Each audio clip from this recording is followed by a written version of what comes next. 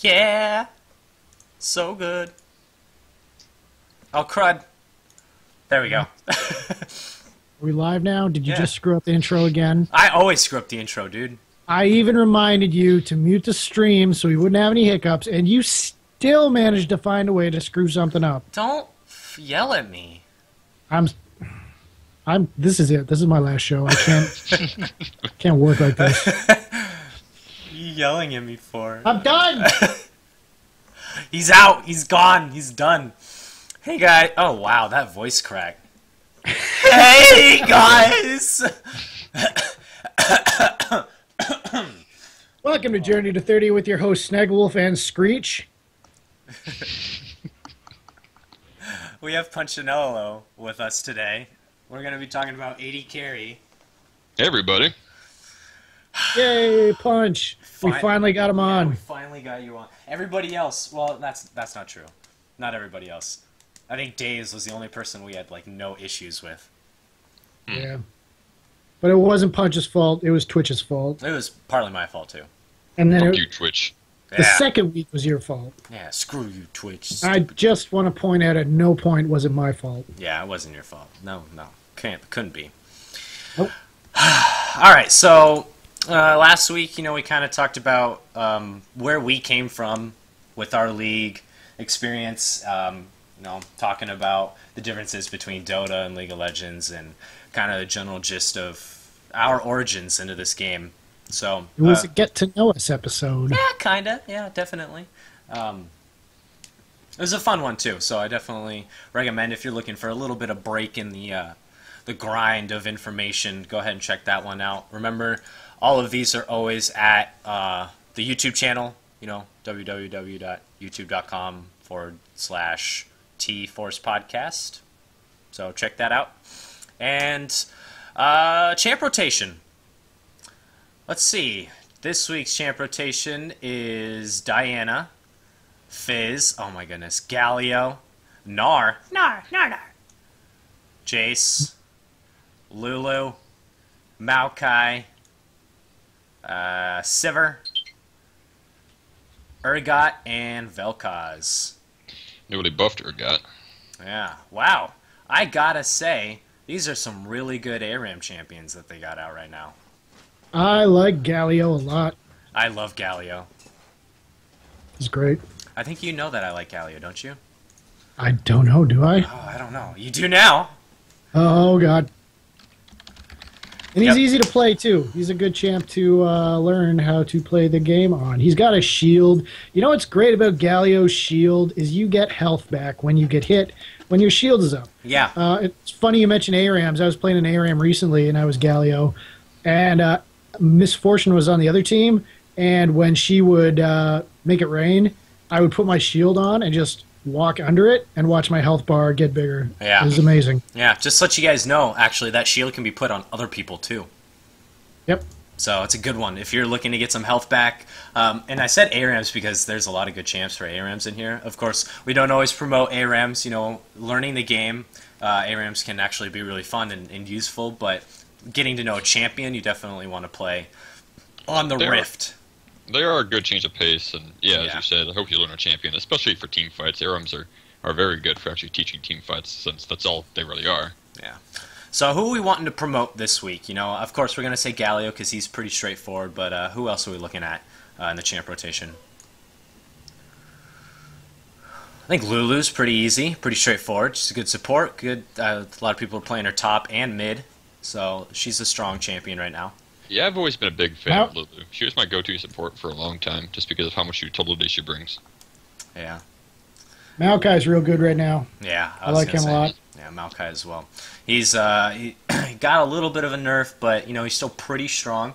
I like him. I like Maokai. He's one of my favorite champions. I have like almost all of his skins except for one, I think. So. Well, we got Punch on here. Which would you say would be the easiest ADC on there to learn? Would it be Sivir? Considering she's the only... Well, I'd say Sivir is a good choice. Gnar is also considered marksman. Is he really? Urgot. Yeah, to he's have marksman, too. He's secondary Right. marksman. I have not seen him enough, so I didn't know Yeah. for sure. Gnar I is, thought there was a possibility, but since you can't control when he turns into You Mega can, Gnar- though. You can. You can control when he turns. Okay. It's a, Sorta. oh no, you totally can. If you know how to You play can. it. If, How, is there a way to lose rage? yes, there is. Not getting hit or not attacking. Well, that sounds really bad. Like, oh, now I have to stop attacking to lose rage. If you just play the champion correctly, like as an AD carry, not like getting poken when you can, but more frequently, you're not spamming abilities and you're only last hitting. Gnar is you actually sure yeah. his I'm rage goes down? 100% positive. I've played a lot of Gnar over the last couple of weeks. Man, I'm gonna trust you here. You better Sounds trust me. worth trying. And so I don't think he's that good of an AD carry. I played him in a game with Dom, and Dom's a really good support. So Certainly. it just felt a little lackluster. He takes a couple items to get rolling. He's not like Caitlyn or Jinx where he gets all this bonus damage from an ability or something like that. Like, he needs to get his Cutlass, and he usually needs to start working at his Trinity Force before he can really start to do some damage. So I don't like him in regards that his early game is really weak as a marksman, because you have to be careful. I think he's better top. Yeah, he's definitely a better top lane. But I definitely recommend playing Gnar because he is a blast. He's really fun. He is fun. I like him. Yeah, but let's go ahead and jump right into the marksman role because we only have so much time. We can talk about champions all day. Okay, so first and foremost, AD carry marksman. Punch, what does that mean? Can you elaborate? What does it mean for a champion? What does it mean for a champ? We're talking about the basic idea of an AD carry or a marksman. Okay. Like, what is their job? What is their role? What's their core like position type of deal? I'd say a marksman's primary role is to do as much damage to a single target as possible. And a single target is important because most of the time it's the marksman's job to kill the enemy tank and also to take down towers as quickly as possible. Yeah, I like that. They're also best suited for the job. Yeah, definitely. Why? That's their role. So what what abilities do you think determine specific characteristics make an AD carry a successful or strong AD carry? Like, you could say range, but a lot of champions have range. Annie has range. Ziggs has range. What makes it an AD carry? Yeah, it's actually a combination of, I think, two things, and range is one of them because range is the easy answer, but I think it's important to mention because there are other champions that rely on auto attacks like AD carries do, that are melee, and that would be like Tryndamere or Master Yi. But they're obviously not considered marksmen because they're melee, and melee means that you're putting yourself in danger to attack other champions. When you're looking at it from a purely auto attack focus, in order for Tryndamere to go in, he has to put himself at risk because the enemy team, everyone in the enemy team is going to be able to attack him. He's in melee range, whereas a traditional marksman or AD carry, because of that range, they can stay safe while auto attacking. And yeah, I like that answer. It's pretty much a perfect answer, honestly. I do have a second thing though, because Okay. as you said, range alone doesn't make it. Doesn't make a marksman.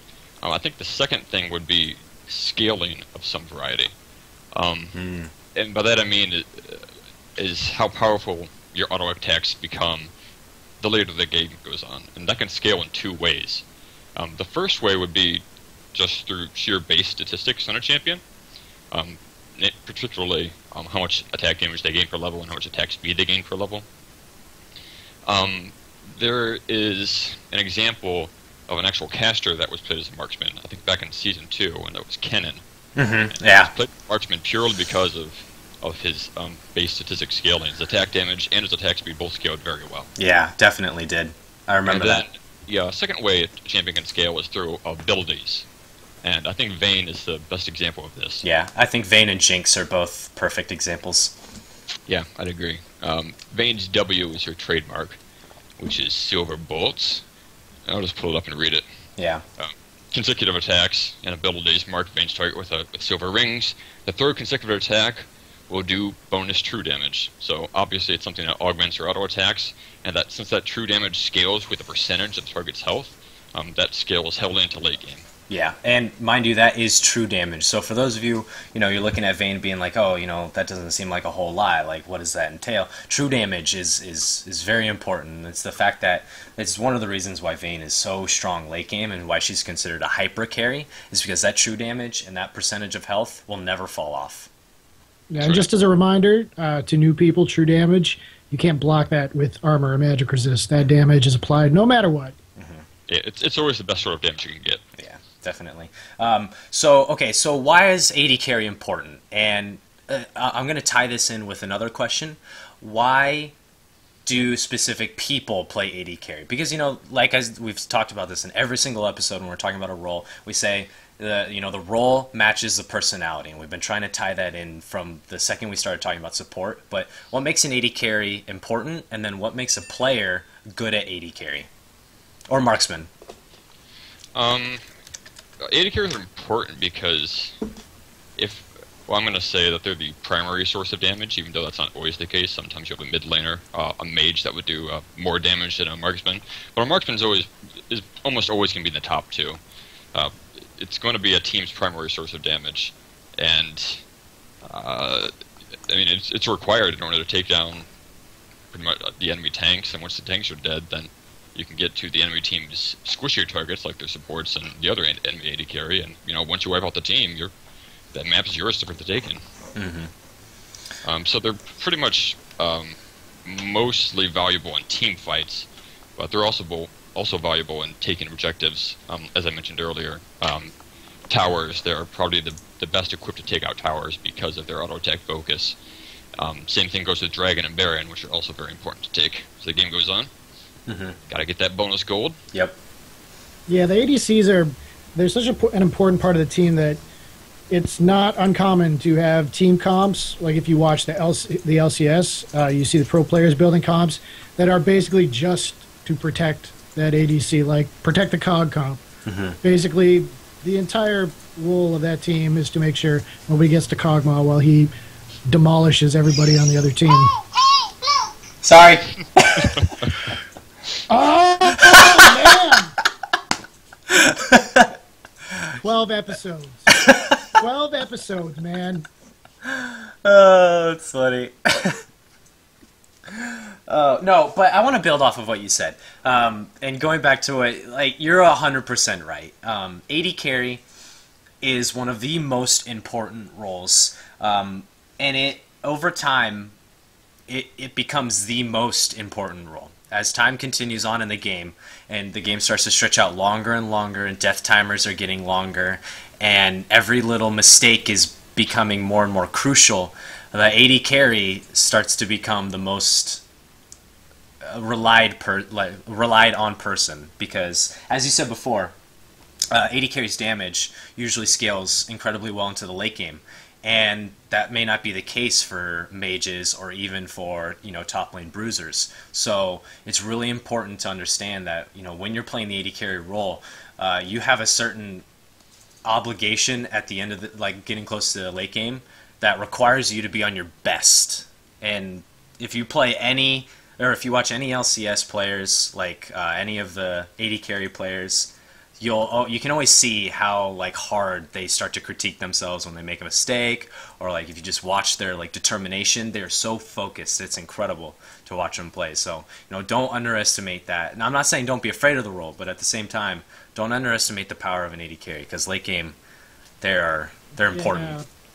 Yeah. Marksmen kind of need to be they're kind of the most mechanically complex champion, I think. You really got to be on your game. If you're not doing damage for your team, you're not doing anything. Absolutely. I was going to say that, first of all, I'm going to agree with the strong mechanics. I think if you do want to pick up ADC, AD carry, you're going to need strong mechanics, so you're going to need to practice those if those aren't good already. But I wanted to say that I think Marksman has a very strategic role, because unlike some bruiser champions that can tank a lot of damage and also dish out a lot of damage, those champions tend to just jump in and, throw things to the wind, say fuck it. Yeah. But AD carriers can't really do that. They have to pick their fights. They have to mind their positioning, and it takes a lot of thinking while you're playing. You got to be aware of where you are and what you're attacking.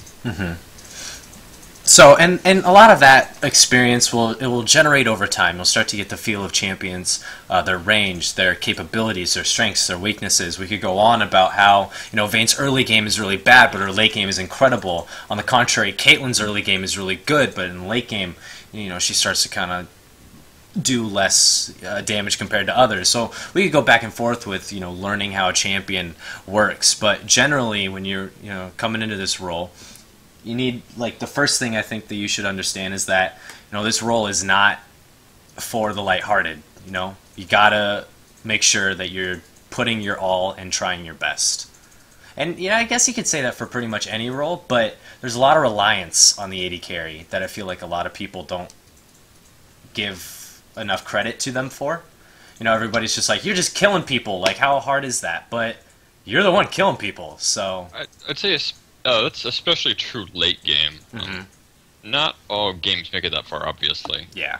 But in order to maximize the opportunity that it will reach late game, you got to have a successful early game, and I think that's where synergy with support comes in. And when playing an AD carry, you have to work well with people, like whether or not you've got voice chat open and you can actually talk to them. In solo queue, obviously, that's usually not the case. You can't actually speak to the person you're laning with, so you have to kind of read what they're doing. Excuse me. Oh, excuse me again. Too much beer. Much, I mean, not enough. Yes. Perfect. You got to read what your support is doing and then react to it. You kind of have to be on the same page, and that's going to come with experience, as most of this will. I mean, the best way to gain experience is just to keep playing the game as much as possible. But another part of working well with your teammates is to not get frustrated. Yeah. I mean, if things aren't going well in the bot lane, yelling at your teammates not going to do anything. It's not going to make them play better. You kind of have to forgive them. You just got to keep playing, because that's the only way you're going to practice and get better. If you just yell at them and they flame out, then the game is lost. You're not learning anything. Yeah. You got to be patient to have a successful bot lane. I feel like we need to have a psychology round after all of this is done and be like, all right, this is how you don't get on tilt. I'm going to teach you not to get mad. That's something not getting on tilt is very important. Yeah. Yeah, we stress that a lot in multiple episodes. Just be cool, man. Don't yell at your team. And even if someone blatantly screws up and it is 100% their fault, yelling at them is not going to help. They're just going to either get mad, they're going to go on tilt. Just be cool, man. Yeah. So, we were talking about how things come with experience, and I want to segue that into things that we can, help you learn right now that don't require a lot of experience. And the first and foremost thing, I think, is early game builds, which is almost usually pretty straightforward for every single AD carry. Or most AD carries, at least.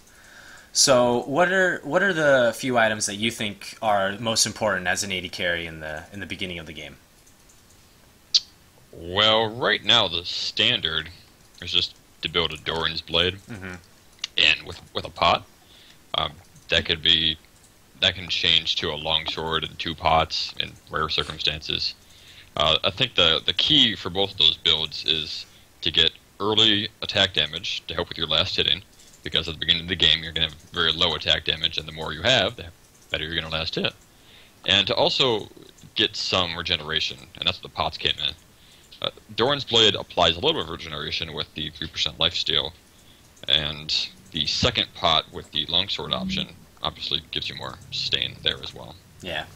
And then what are you looking? So say you backed. It's a pretty standard game, nothing too eventful. You've managed to get some CS under your belt, but it's time for you to go back because maybe a jungler just ganked and you're kind of low, so you're feeling kind of threatened. You're going back. What are the first couple of items that you're looking to get as soon as you go back for your first round?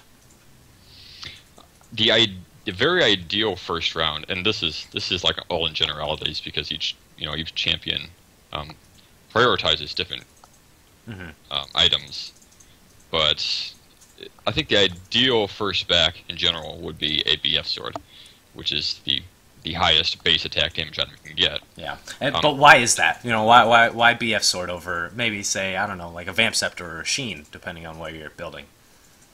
Well, the BF sword's going to give you well, as I said, it's the highest attack damage item in the game, and since for most marksmen, all of your abilities are going to stay with attack damage. Obviously, the auto attacks that you rely on so much are based on your attack damage. That's going to give you a large boost to not only last hitting, but also harassing the enemy in lane. Both of which are essential in the lane phase, and after your first back, the lane phase is not going to be over. It's still going to be going on for a while yet. At the same time, you do want to still get regeneration. So if you can't get any pots with your BF sword, you might want to consider getting a Vamp Scepter and then some other, maybe boots or another long sword and some pots with that. Because regeneration is still going to be important. You got to stay in the lane as long as possible in order to last hit more and get more money and get more items and yada yada yada. Right. Yeah, every time you back, you're losing out on farm. That's sustain's pretty important. It's pretty important for every lane, but yeah, definitely an ADC who wants to get farmed up. Right. So, with what do you think are the three most important items for an AD carry to acquire? And I know there's some variation with the lifesteal item depending on who you're playing, but basically, what's the three core things that you think every AD carry will pretty much generally benefit from the most? Oh, geez, I kind of always think of it in 4. Okay, 4. Then go with 4. 4 is perfect. Kind of. It depends on the meta. Which by meta I mean which items are deemed the optimal build for an AD carry. So those 4 categories that I usually think of them as would be big attack damage, and that can come from any BF sword upgrade, like a Trinity, Edge, or Bloodthirster. The second one would be attack speed to augment your attack damage, and that usually comes from Static Shiv or Phantom Dancer. Third would be a Last Whisper. Yeah, armor penetration. It's pretty much the only armor penetration option you have. Yeah. But wait, I want to build on that. I want to build on that Last Whisper. Okay, go ahead. Don't build Black Cleaver as an AD carry. I just want to point that out right now because some people will say, well, what about Black Cleaver? That gives armor penetration. Don't build as an AD carry. Just want to make sure people are aware of that. Last Whisper is your armor penetration. All right, go. Yeah, continue. Since most of you are going to be focusing tanks, Last Whisper, it negates most of the armor because of the armor percentage that it negates. And since tanks are going to be high on armor, that's where you get that. Damn it, I don't want to say negates again. I'm going to. It negates the most armor from a high armor champion. There you go. It does. I mean, mathematically, it increases the most damage against an armored player. Anyways, so the fourth category, I think, is lifesteal. Sometimes that can be combined with your BF sword item, like Bloodthirster. Although Bloodthirster right now in this current meta isn't very popular. Until later on, you'd probably get that as one of your last items. But I do think it's important, or at least my preference when playing AD carry, is to actually pick up an early Vamp Scepter, and just kind of sit on that for a while if I'm not going to upgrade it to a Bloodthirster early, or if I'm not planning to get a Blade of the Ruin King, which is also a legitimate lifesteal item. Agreed. Yeah. So, we haven't really talked about lifesteal or spell vamp. I don't think before. I mean, we've touched on what it is exactly, so people are, and just by the name, you could you can understand what it does. But why lifesteal on an AD carry? Aren't you supposed to be protected by your team? Protected by your team. No, I actually want to touch on this because it's a question that I hear quite a lot. Why do I need to build lifesteal on an AD carry? I'm supposed to be doing the most damage. Why am I needing to acquire life? I should be able to be safe. Ideally, yes, you should be being protected by your team, but that's not going to happen. The other team knows you're the big damage output. They want you dead. They want you dead real bad. And if they have somebody like LeBlanc or like a Kha'Zix, someone who can, super mobile and can jump on you, you're going to lose your life. There's nothing you can do about that. It doesn't matter how protective your team is. So when you get that lifesteal item, especially late game when you're attacking really fast, you can just get chunked out hard and you can have your life back. You can be back to 100% in no time. We should also go ahead. There's really no way to avoid all the damage. You can just watch LCS and see that. The AD carries, I mean, they're even with a full protect comp, they're always going to take some damage because the enemy team is looking to do whatever it takes to get the enemy or to get the AD carry and do damage to them. Yeah. To kill them. Lifesteal takes over for your regeneration mid game. When I talked about using pots in the laning phase, well, once you get the lifesteal, you don't need this anymore because since you're constantly auto attacking, lifesteal is always going to heal you up for damage you take, and it's important to stay at high health because let's say you take a lot of damage and your team is dancing around the dragon objective or a tower objective and they want to take that, but you're low health because you took a lot of damage. Well, you need to go back to base. That's putting your team at a severe disadvantage because you're not there to help them and they want to get that objective. They might need to give it up. Right, so, and then on top of that, you know, like say you come out of a dragon, or say you come out of, I don't know, maybe an engage in the bot lane and you're really low and you're looking to take dragon in the mid game, that lifesteal is going to allow you to, you know, keep yourself a little bit more safe after a fight. You know, a lot of people may be thinking, oh, you know, the fight just ended, why do I need to stay even safer? Well, you know, maybe someone got away, you know, maybe the mid laner's roaming down to you. There's a lot of different reasons why having that lifesteal and then using it in a situation is actually, like, after the fact that the fight had ended, is beneficial for you, so... Lifesteal's really important on AD carries. Like I said, I like to get a Vamp Scepter early. Yeah, that's what I like to do too. Yeah. Because there's not really anything good to build it into, unless you're going to build the Ruin King. Yeah. But you need it early. Yeah. Alright, so... gonna talk about zoning just briefly. It's a little bit... it's almost a thing that I don't want to touch on because I feel like it's a lot more advanced. It's an advanced idea about zoning as an AD carry, just because it's so dangerous sometimes to try and zone. I know what you mean. But I feel like we should touch on it. It almost depends more on your support. Yeah. Also to do that than it does even with you. Well, we'll touch on it for the people that are, you know, higher level. For those of you lower level, I'm not saying don't try this. You know, try everything. You know, you learn the game that way. But just be very careful when you're starting to try and zone. Because you are, next to, you know, a couple supports and maybe the mid laner, the squishiest, easiest person to kill. So when you're going to zone, you're putting yourself out there. And that can be really dangerous. So, you know, take this with a grain of salt and be like, all right, I need to be careful when I do this. So we'll go on zone. We'll talk about zoning for a minute.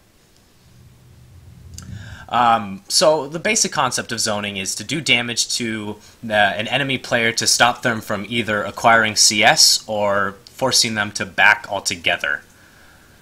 And how does an AD carry go about this? Because we talked about how supports can do it, but an AD carry is a little bit different. So, Punch, how about you elaborate on that a little bit? Well, obviously AD carry's primary form of harass is going to be their auto attacks. Some champions are better equipped to harass and zone better than others due to whatever abilities they have.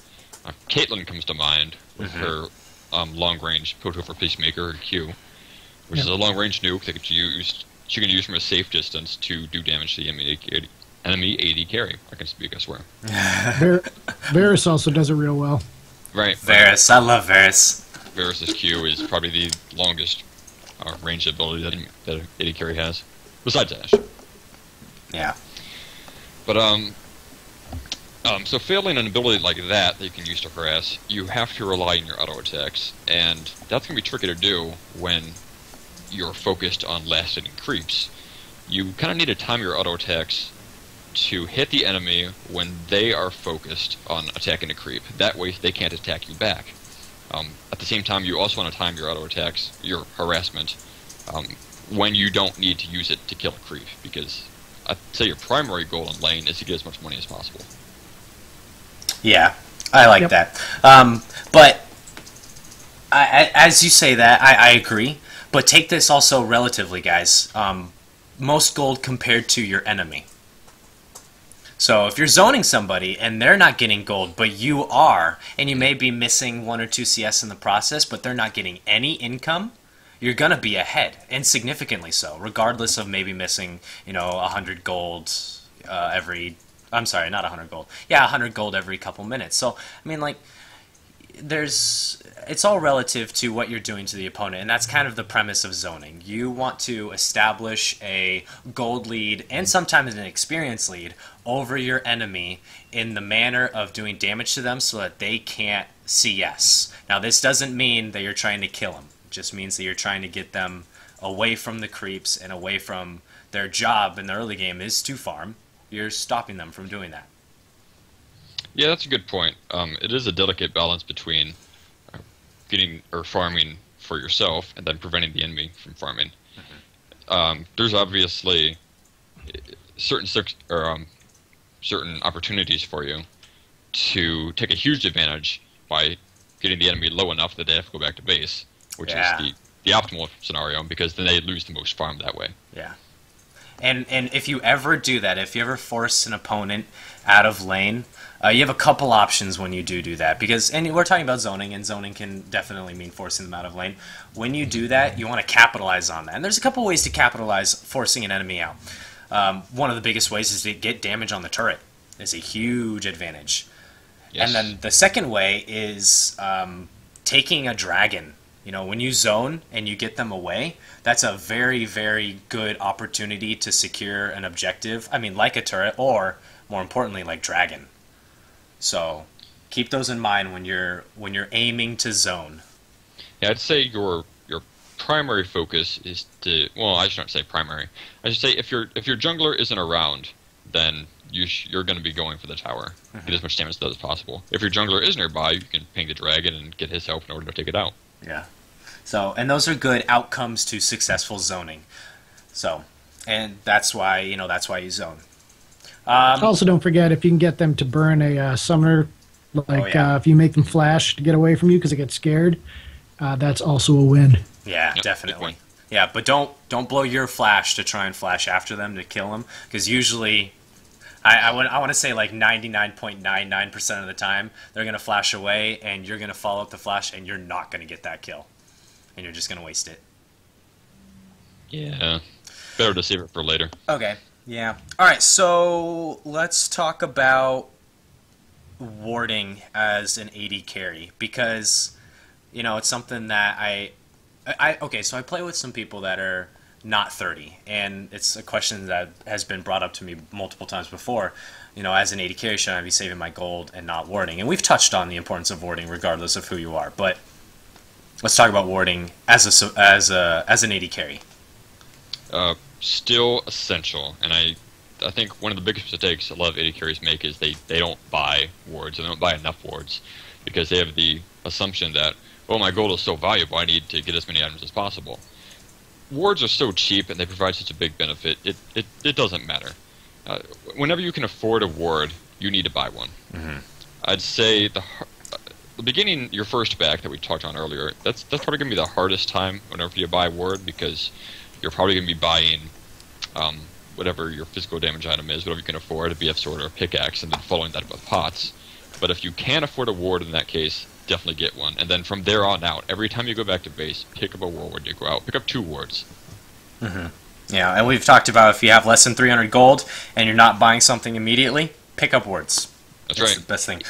It's also good, I should mention this, if your inventory is full, not a fucking excuse. Yep. Sell your Doran's Blade and get 3 wards. More important than Doran's Blade. Absolutely 100% agree with that. Like, I cannot tell you how many times, and I've done it. I've personally done it. Like, and I can rack on myself for doing it all the time too. But just because you have a full inventory, unless you're fully built and you have Infinity Edge, Last Whisper, Bloodthirster, freaking static shit, all 6 items, no, then you can't do anything about it and you can't ward. But you're not going to get that until 45-50 minutes into the game anyway. So that entire time you should be able to be buying wards. I've said it on other episodes.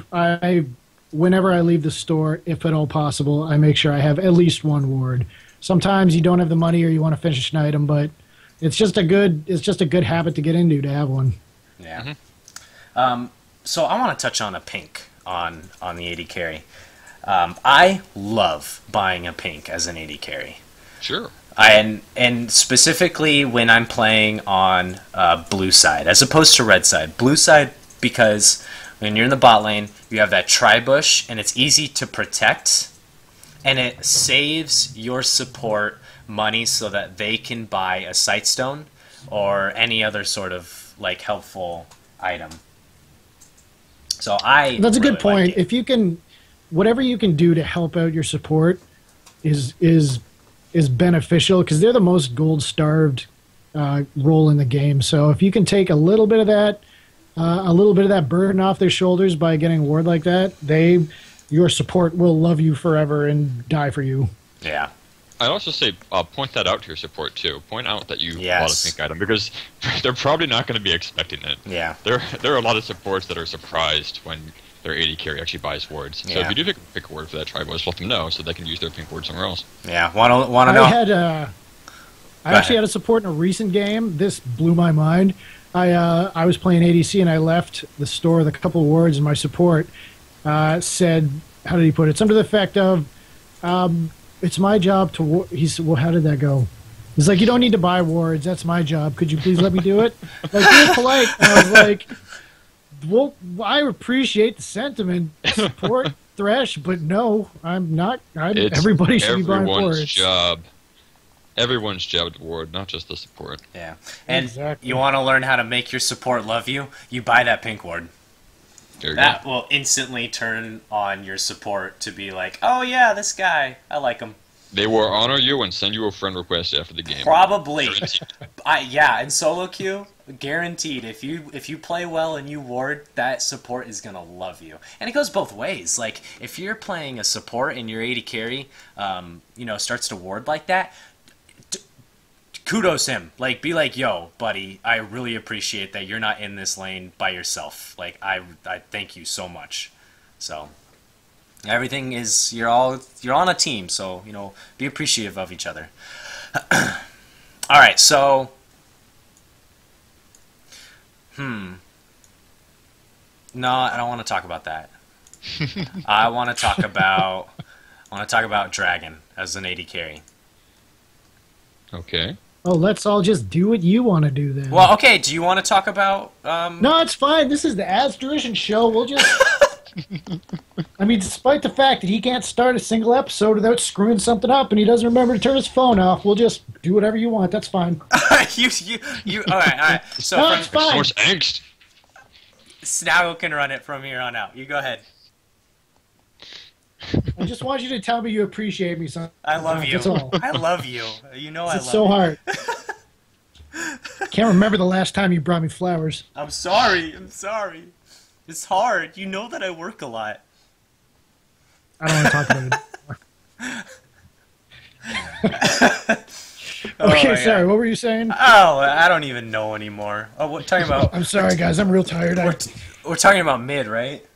Yeah, I love Ziggs. Yeah. Midland. I want to talk about Dragon as an AD carry. Dragon. Okay. I want to talk about what's the AD carry's job when taking Dragon. Shoot it a Right bunch. click the dragon. Yeah, right click the dragon. Right click it and then go AFK. Position yourself. I want to positioning, okay? Say Obviously, I'd say position-wise, you don't want to stand next to the dragon. It's going to it applies a debuff. you're drunk. Pretty sure it applies a debuff. Oh, I need more beer actually. Not drunk enough. Which lowers your attack speed, if I remember correctly. Yes, it does. Your job is to do as much damage as possible to the dragon because you are the primary source of damage for a single target. Lowering your attack speed will not help that. And of course, you're going to be squishy because you're goading damage items, not defensive items. So let somebody else tank it, and then you just kind of stay back and right-click. And at the same time, watch out for the enemy. You don't want to get picked off if they're trying to contest the dragon. You don't want to take any harassment because that would put you at low health. Just mind where you are, as is the case in all stages of the game with marksman. Yeah. It's kind of dependent on what's going to happen at the pit. You could be like, all right, well, this should be a free dragon, just auto-attacking, you don't really care about positioning. And, sometimes that'll be fine. But other times, there may be some contest for it. And kind of touched on this a couple episodes ago about who is where in a fight. You want to, as an AD carry, you want to position yourself in a way that if you need to get out of you're generally going to be in the pit. more often than not, if you're looking to take a dragon and they may try to siege, you're probably going to be, if not at the entrance of the pit, actually in the pit. Am I correct? Yes. It depends on what side you're on. Yeah, that's true. If you're on the blue team and you have a way to get over the wall inside definitely the pit, in the pit. then yeah, you can stay inside the pit, and then if the enemy comes to contest and things get too hot, you can just hop over the wall and then you're safe. If you're on the purple team, then you probably want to stay outside of the pit because that wall's not going to help you. You want to run towards your base if the enemy is coming. Yeah, and away from where you think the enemy will be coming from. So if you know they're coming from mid lane, then kind of put yourself over towards the bottom side of the river. If they're coming from bottom, if they're coming from bottom river, position yourself accordingly. So, and that's really important as an AD carry. Also important as an AD carry, unless your team plans on turning to go, like turning from the dragon onto the enemy team. We talked about this. Let your mid laner and let your support try and deal with whoever is coming. If it's a jungler, let them deal with it. Don't switch targets. Your damage on the dragon is almost mandatory, unless it's really low. Your damage can be the most important, as we touched on. It's really hard to say in a general sense when to swap off of it. I think you've got the right idea to say just stay on the dragon. Especially if it's low health, because you want to finish that thing off. Mm-hmm. But scenarios where you would swap off mostly revolve when you're working on a 5-man team, and you've got somebody that can actually communicate with the rest of the team and say, all right, switch targets, start attacking the enemy team instead of the dragon. Yeah, and it's just like try and make it a habit to do. Like, if you don't want to listen to what I say and you don't want to swap, then do that. But make sure you're consistent with it, because if you're not, then you're just going to give yourself bad habits that could conflict with, the general, overall benefit of the team. So if you're the type of person that you're like, no, I just want to go attack the enemy, then do that and get used to doing that. But just know that that's not what we recommend in a dragon fight like that. And the same thing goes for Baron. Right, that's what I was going to say. A lot of what we just said applies directly to Baron. Yeah. Except the teams are obviously switched. When you're on the purple team, or red team, and you're taking Baron, then you do have a wall to jump over if you need to be safe. Mm-hmm. Yeah, dragon fight for AD carry is really touchy and really finicky. It's tough, or Baron fight, I'm sorry. Baron fight for AD carry can be really controversial, and you may conflict with yourself sometimes. You're like, man, I really should help the team try and deal with these guys on the outside. But if the Baron is lower than half health, you got to understand that, like, you need to just finish that thing off as quickly as you can so that they can't steal it. So, the closer they get to that objective, the greater the odds of them being able to steal it is. Yeah, I'd say it's even more so important with Baron to stay attacking Baron when it's at low health, just because the benefit is just so much greater when you kill it. Mm-hmm. Actually, one rule of thumb that might be good to consider is when your jungler leaves Dragon or Baron, that might be a good time to switch targets. Yeah, I like that. Because your jungler is usually the one securing the kill with a smite, and if they're not there to do so, that's usually a good sign that they don't think they can get it, and that you should help him kill whatever target he's on. Yeah, we'll talk about jungle and all that, like, next episode, but yeah, I agree. That's a good rule of thumb. And also, if you screw it up, don't get down on yourself. There's pro players in the LCS who frequently screw up Baron and Dragon fights, so it's not a big deal. Yeah. All right, so, early game went okay. You got your Vamp Scepter, you got some of your core items. You're starting to work towards the mid lane. You secured a couple of objectives, but the match is seeming to be, pretty even. But you have both turrets in the bot lane have been killed. You killed their turret, and they killed your turret. So now you guys are roaming. As an AD carry, what is your primary job in the mid to late game? Mid to late game? Shoot stuff a bunch. That's pretty much it, with the caveat to stay safe while you're shooting things a bunch. Mm-hmm. You said shoot things a butt. I did. Yeah, it was a beer. Tee-hee. Tee-hee. Yeah, I mean, we've said this a bunch, don't die, but would it be correct in saying that when you're the ADC, you are most wanting to not die of anybody on the team? Correct, since you're dealing the most damage on the team, or most of the time you're the one dealing the most damage on their team. Once you go down, once you die, the enemy team has a huge advantage because your team's damage output goes down by a bunch, and assuming their AD carry is still up, they are going to have a huge damage advantage, and then it's going to turn sour. Yeah. Agreed. So a good mathematical way of thinking about AD carry and what what you should be thinking about when the mid to late game is you understand that you're the primary damage dealer, and you understand that you bring the most to objectives. So having an objective based mentality when you're going into the mid to late game, thinking about I could really push a lane real quick and get some easy damage on a turret because you know that they just backed. Those are the sorts of things that you should be thinking about as an AD carry, more so than other champions, because you can dish out a lot of good, single target damage on a tower or on a buff or, on an inhibitor. So objectives are something I think that AD carries don't focus on enough. I agree. Those are tricky, though, because in the mid to late game, there's a lot of roaming going on from both sides. Yeah. And that means that unless you've got a lot of wards out on the map, it can be pretty easy to get caught if you're overextended. So if you don't have a lot of vision and you don't know where the enemy is, you pretty much always want to stay with your team. Yeah. If you do have an opening and you know that you're safe, you can continue pushing and take out a tower, and that's a very ideal situation. I definitely want to emphasize the fact that you're not supposed to be alone as an AD carry. Right. Do not split push if you're playing marksman. unless you're like the crazy fed Vayne that can, or like Jinx that can kill something within like a heartbeat. Yeah, pretty much. Yeah, if you're like rolling the other team and you're real good with Vayne, go for it. But if you're learning the role, you're new to the game, you don't want to be alone. You want to operate under the buddy system as the ADC. Always be with a buddy. Definitely. And you talked about roaming earlier. And you definitely you definitely want to be roaming with a buddy. You also don't want to be leading the way. No, yeah. You want to let somebody else explore those bushes because, again, you don't want to die. They can die, that's fine. You don't want to. No. And I mean... Just hold on, guys. I'm going to face check this bush real quick. Yeah. Yeah, I'll just support you that. As Jinx, I'm going to face check this bush. So, yeah, I agree. So, mid to late game, look for objectives because you can deal out a lot of damage on objectives. People they look at a turret and they're like, oh, we can't take that. It's at 3/4 health. Are you kidding me? You have 250 AD with 1.2 attack speed. Like, you're going to take that turret 10 seconds flat.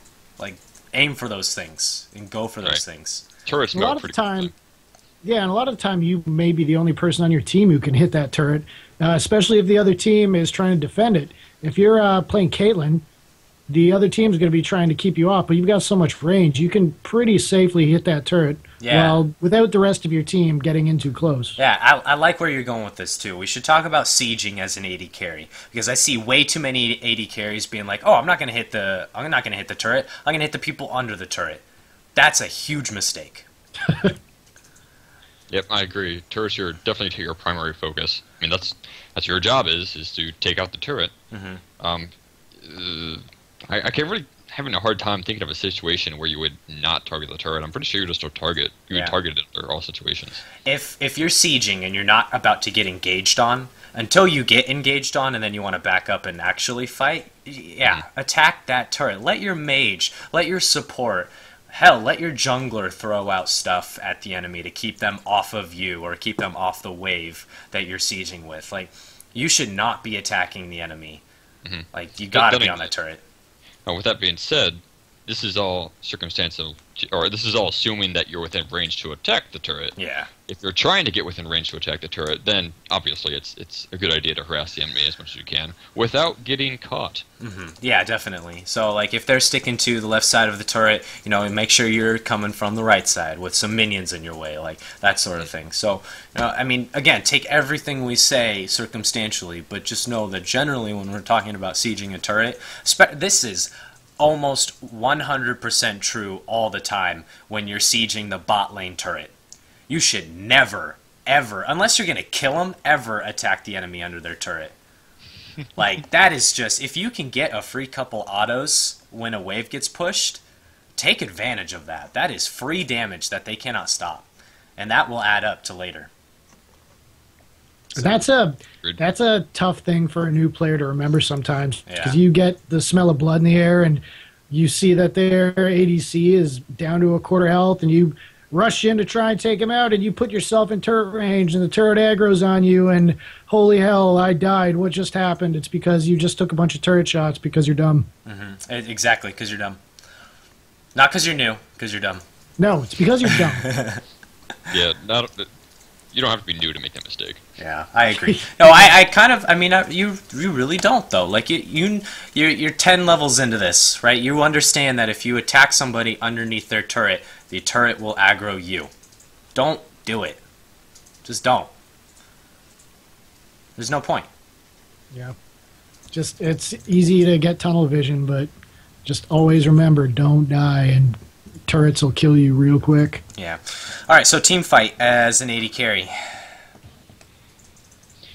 We're not going to be able to teach you positioning in an episode like this, so... Right.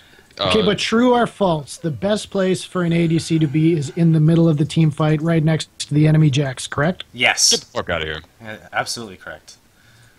I'm uninstalling. You should flash into their team and try and attack the mage. Put yourself in melee range. Just do it. It's fun. If you answered true to all these situations, you're wrong. You're a bad AD carry. Fucking wrong. Just the general, in a nutshell, goal for team fights is to do as much damage as you can while avoiding damage. A lot of the times that means attacking whatever champion is closest to you, and most of the time that's going to be the enemy tank. So if the enemy, or if your allies yell at you for attacking the tank, well, that's kind of your job, because you need to take out the closest threat to you. If that tank is a threat to you, meaning they can stun you or do enough damage to kill you because they're hella fed for some reason, then you got to focus them. If you can ignore that tank and he's not really a threat, and you can get to another semi-close target that is more of a threat, like then attack that guy. Right, like a bruiser, like a Jax. Although the Jax will probably be targeting you, and you'll be running like hell. Yeah, I mean, there's a lot of different circumstances that come into a team fight. You know, who engages who has the advantage. Just know that, generally speaking, you're not going to be able to get to the back line. So just take that and just ingrain it into your mind. I am not going to be able to get to that Caitlyn. I'm not. I'm not going to be able to get to that Xerath. I'm not. I'm going to be going for the Leona that just got in. I'm going to be going for the Fizz that just jumped in. I'm going to be going for the Malphite that just ulted. That's who I'm going for. I think another important and yet silly on the surface thing to mention is to remember to auto attack. When I first started playing, one of my most played champions of all time is Ezreal, and when he first came out, he was best played as an AP mage champion. So I cast a lot of spells with him. When he transitioned into the marksman role, I was still casting a lot of spells with him without realizing what I was doing. I wouldn't auto attack as much as I should have. I was just casting Q on cooldown and then running around like an idiot and then casting Q again. And it took somebody on my team to actually point out what I was doing for me to realize, yeah, I need to be auto attacking more. Auto attacking is your primary source of damage. You gotta do that. Don't focus on your abilities. Yeah, that's a good point. That is actually a really good point. I see that happen. I see that happen with a lot of people in general. Like, not even just marksmen. Just people just do it. They're like, oh, I'm just going to keep running at this person. I'm not going to use an auto attack to hit anything. I'm just going to run. Yeah, there comes a point in the game where your abilities just don't do as much damage as your auto attacks do. And that's going to come. That comes when you've got maybe 2 or 3 items. Probably 2 items. Definitely 2 big items. I think Caitlyn is a big violator. Yes. I was just going to say that, yeah. See a lot of Caitlyn's use their Piltover Peacemaker in team fights. Yep. That's good early game because it's got high base damage. Once you've got auto attack, or once you've got items to augment your auto attacks, you don't even need to use that anymore. Just don't bother, just auto attack. I kind of want to say this. It takes so long, and it puts you in potentially in harm's way because you get stuck in one spot. I also want to say that with the ultimate too. Like, Caitlyn's ult takes, I think it's 2 to 2.5 seconds to finish channeling and shoot. Right. So yeah, you never want to cast that while never in the middle of a fight should you cast that. only cast that before the fight starts in order to do poke damage, or once the fight has already ended and somebody's getting away with low health. And that's going, and that's to be said with pretty much any, like, even mages that have, like, anybody that has a very large channel up. Like, if you have to wait 2 seconds stationary in the middle of a team fight to cast Ezreal ult, don't cast the ult. If you have to, if you have to, like, be in the middle of the fight casting Lux ult, don't cast the goddamn ult. You get out of there and then cast it. Yeah, usually those abilities have long range for a reason, so take advantage of that range. Yeah. Same thing, like, less with Jinx ult and Ashe ult and things like that. Like, those things are pretty much instantaneous.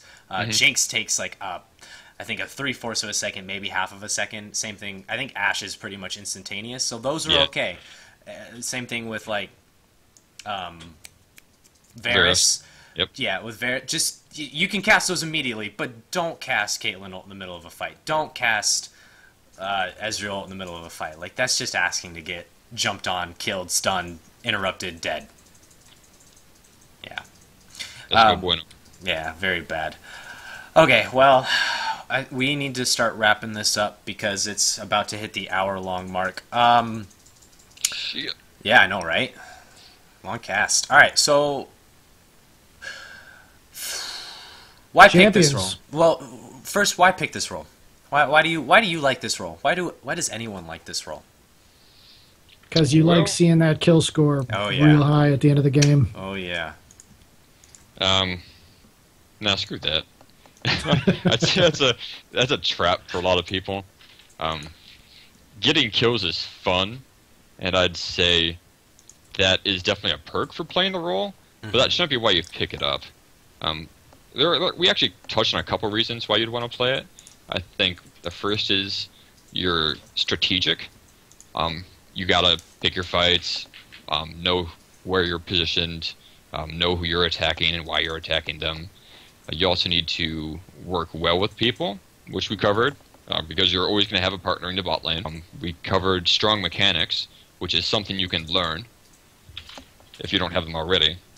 And I think a last thing, this is kind of a personal opinion for me, is if you're reactionary, this might be the role for you.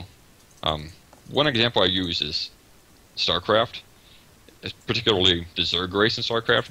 Zerg is known as the reactionary race, meaning they look and see what their enemy is doing before they decide, and they make decisions based on that.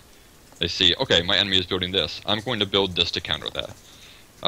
AD carry is pretty similar in that they react to what the enemy does and what their allies do. Oftentimes they don't initiate a fight. They are reacting when one of their allies initiates a fight. For example, in the bot lane, if your support initiates a fight, then you follow up. Or if the enemy support, or for some reason the enemy AD carry initiates a fight in the bot lane, then you follow up. You react. The same goes with item choices. We talked about Last Whisper as your go-to armor penetration item. You don't always need to build that if the enemy isn't building armor. You gotta pay attention to what they're building in order to make your item choices. Yeah. Hit that tab key. Yeah. I like that. I think that's a very fair point. They do tend to be really reactionary. I didn't really notice that before. Also, the Zerg are kind of the most mechanically complex race, I would that's think. true. Yeah, AD carry is a very complex role, so it requires a lot of practice and a lot of skill. And I gotta say that if you're looking to get into this game legitimately to a point where you feel like you've established a really good sense of the game, AD carry is probably a really good role for you. Just learning to take hold of a game and be like, all right, I am going to go try hard because I'm a little bit angry about something, and and that may happen. Like, I've gone try hard as AD carry and just straight out like hyper carried because I was just like, you know what? Fuck that guy. You dove me under my turret, and you didn't need to do that. You died for that kill for no reason. And I mean, you still got the kill, but no, fuck that. And you go try hard. Like, if that's that's the type of person like, oh shit, that person just scored on me, and now I'm pissed off, and I'm gonna go really try hard. AD carry, all the way. I also like the point Punch made. It might seem at first glance that AD carry is kind of a lone wolf role, like you want to rack up the kills and stuff, but Nope. it's not like top lane. You're not on an island, and you're not kind of responsible for your own destiny. You still really have to work with people, especially your support. So if you're yeah, sorry, I didn't mean to cut you off, but yeah, No, you're it's going to fine. be next to, you're going to be next to somebody throughout the Yeah. vast majority of the game. You're very seldom alone. Yeah. All right, so recommended AD carry champions. Everybody, let's. There's a lot of AD carries, so let's each give our 2 favorite AD carries and why you think you should play them. as the AD carry, probably the least good AD carry. Wow, that took a while for me to get that out. I'm going to say Caitlyn. She's a great place to start. We've mentioned her before. She's got the highest range. She's probably the safest AD carry. She's got an escape. She's real easy character to understand. She's got an execute for her ult. I think she's great. Yeah, she's a good one. Who else? Also, I really like Twitch just because he's a big stinky rat and he's fun to play. Twitch is good. Twitch is fun. He's a blast, actually. He's really fun. Just to clarify, are we talking about my favorite AD carries or AD carries that are good to practice? Your favorite AD carries, because I mean, Oh, crap. we've gone over recommended AD carries, and okay, go with the ones that you feel you have the most success and you have the most fun in tangent with each other. Oh, man. I see it's really hard to narrow it down to 2. I guess, since Ezreal is my most played champion ever, I kind of have to include him. Since I played him so much. I just really like his ability to stay safe with his Arcane Shift, and as well with his ability to... it's kind of hard to explain, but he's got a lot of... what am I thinking of? What's the word I'm thinking of? Versatility. Versatility, thank you. That is exactly what I was thinking of. Yeah. So he can poke with his Q, he can stay safe with his E. He's actually not that bad auto attack wise, because his passive does lend him attack speed to augment those auto attacks. And it just feels like he's a really fun champion. He's got a lot of spells to cast. He's got Plus that he buffs awesome his global fun. ult. Yeah. Well, Do you very fun. require a map? No. No. No. No maps. No, I don't need a map. I agree. I like Ezreal. I'm surprised you didn't say Jinx. Jinx is another one of my favorite carries. I guess I'll just name her as my second. I can't really name why I like her so much. I think her passive is a lot of fun. Yeah. When you get a kill, when you kill a tower, you gain movement speed, and that allows you to normally follow up with another kill by chasing the enemy, or getting the fuck out of there because you're at low health after a fight.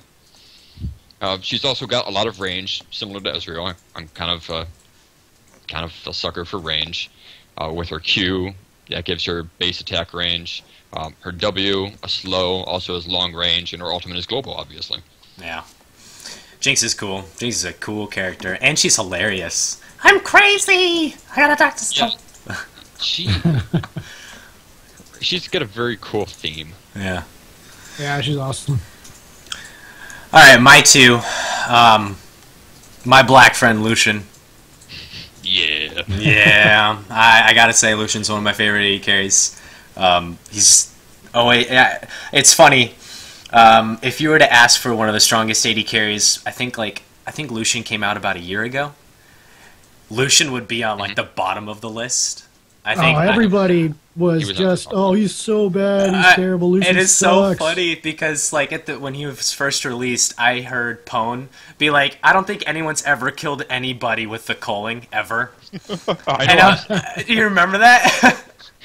Yeah. And now I'm like, I've killed like 6 people with the culling in one team fight. I know that's not possible, but like it's so he's a blast. I love him. And I gotta say, my boy Varus. Oh my goodness, I love Varus. Yes. He's so much fun, and he's strong. He's just a good champion.